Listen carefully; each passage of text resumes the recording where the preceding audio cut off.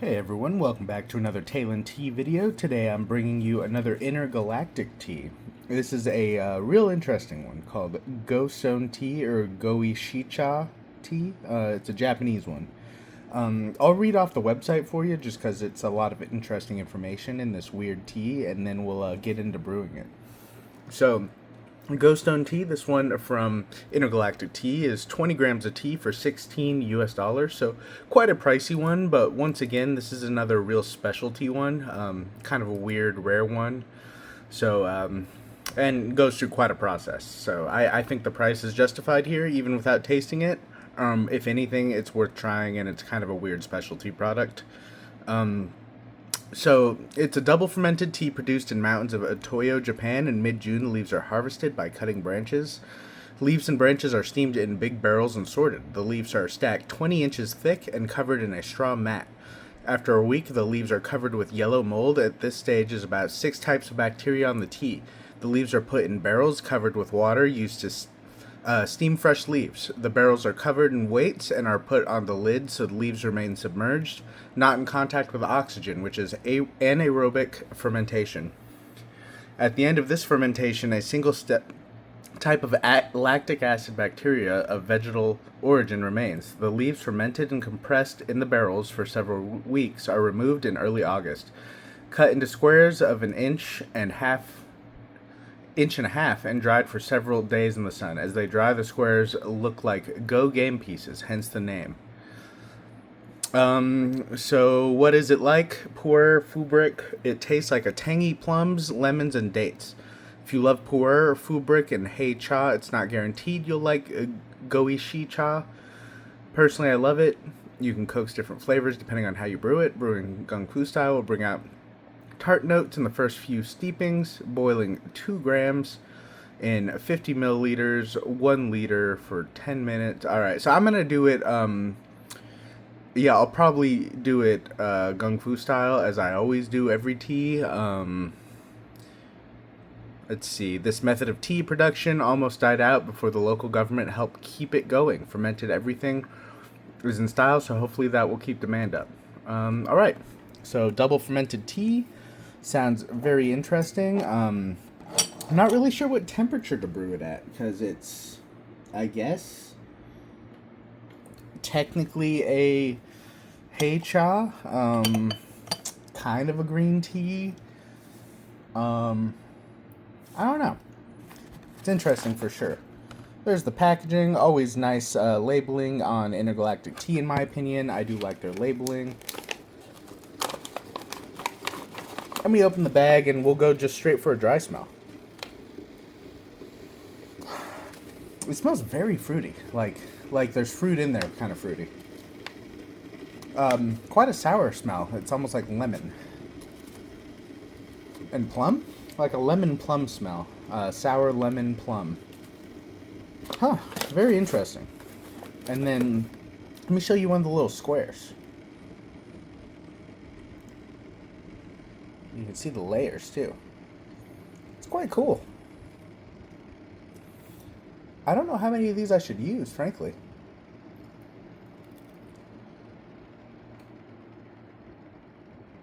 Ah.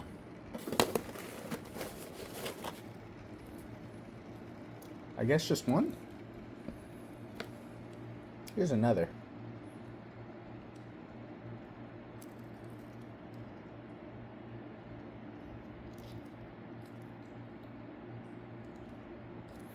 It does smell quite nice. Like it looks a little weird, a little rough. You know, it's like black because of the fermentation. But the smell is very fruity. It smells very inviting for sure. Yeah, we'll just go with one. It feels very light. It doesn't feel like a whole lot of tea, frankly.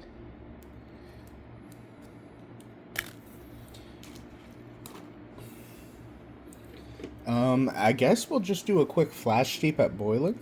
And this will be a wash, so I'll just dump this real quick too. This will be just to wet it. And we'll just pour a little in there.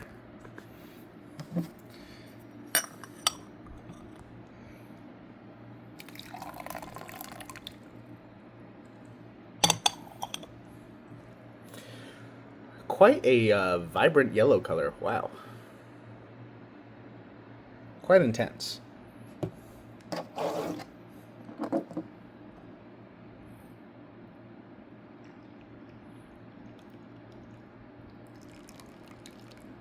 Huh. What a coincidence. Perfect little cup there. But yeah, very clear, very intense yellow color. Looks fantastic, though.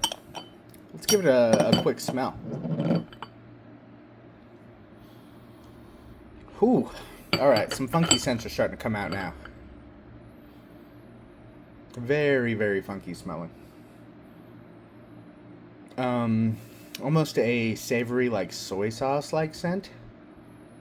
Mixed in with there's quite a bit more sour coming through now, like definitely the, would they say some kind of acid? Yeah, very, very strong smelling. I don't know if currently at that smell with the wet leaves, it's too inviting for me, frankly. it's potent. It's a different kind of funk too. Like you get some of these Chinese teas, right? And the funk is like the aged, damp cellar basement kind of smell. This is like a whole different kind of smell. This is fermentation kind of smell. But we'll go back in there first steep. Maybe I'll even double rinse it. I don't know. But we'll go back in first steep. This is for that flash steep was at boiling. This will be at, what is this at? 206. And we'll do that for 10 to 15 seconds. So apparently, according to the website that I read off to you, this one's going to be quite tart, especially for the first couple steeps. I did do a wash, so we'll see if that calms it down a bit.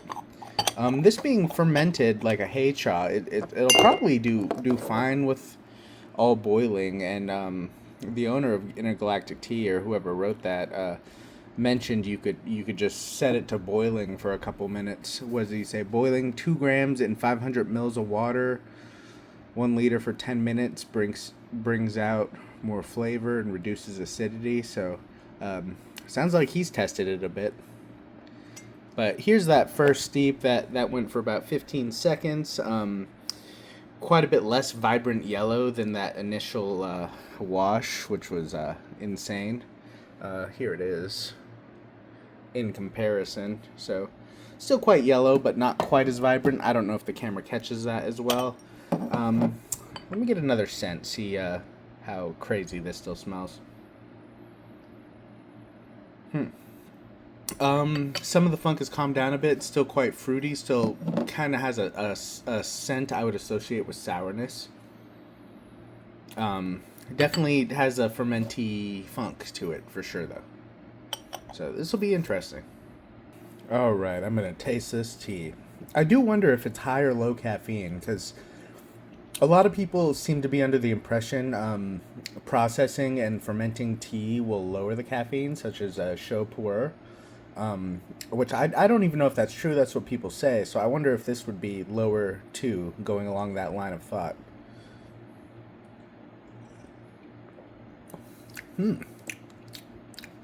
It's not like overwhelmingly tart, but it's definitely tart. Definitely interesting and unique for sure. A lot of fruitiness, a lot of tartness. I'm going to do a second steep. Alright, here is that second steep. Did it at full boiling. And it's been about 15 to 20 seconds. Definitely quite a bit deeper color now, for sure. Let's go in for a smell. Kind of looks like seaweed. Ooh, almost tingles the nose a bit. I don't know how I'm going to feel about this one. May not be a normal everyday drinker, but on occasion for me. Just kind of out of my wheelhouse, you know. But quite a deep color, still quite clear. Looks very nice. Definitely leaning more amber now rather than that bright yellow it started with. And still smells about the same. It's kind of like a, I don't know, sour lemon, plum, dates maybe, and I feel like I'm getting mango in the smell and the taste at this point. All right, I'm gonna taste this second steep now.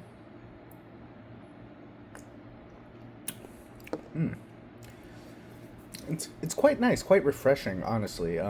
That sourness, it I could see it going really well as like a kind of like a iced sweet tea, but you don't have to add the lemon. It's already got the sour, which he did mention in on the website for the description of this that it is considerably less sour when it's cold. But very very interesting tea, very unique. It tastes wholly unlike tea. It doesn't even taste like tea. Like it kind of sour, kind of fruity. Like it could be some kind of odd sour fruited, I don't know, fermented health beverage. Very interesting. Quite a light body on it. Goes down pretty smooth. A little bit of mouth drying. Very mouth coating in the taste as well as the smell. Still getting that lingering smell in there.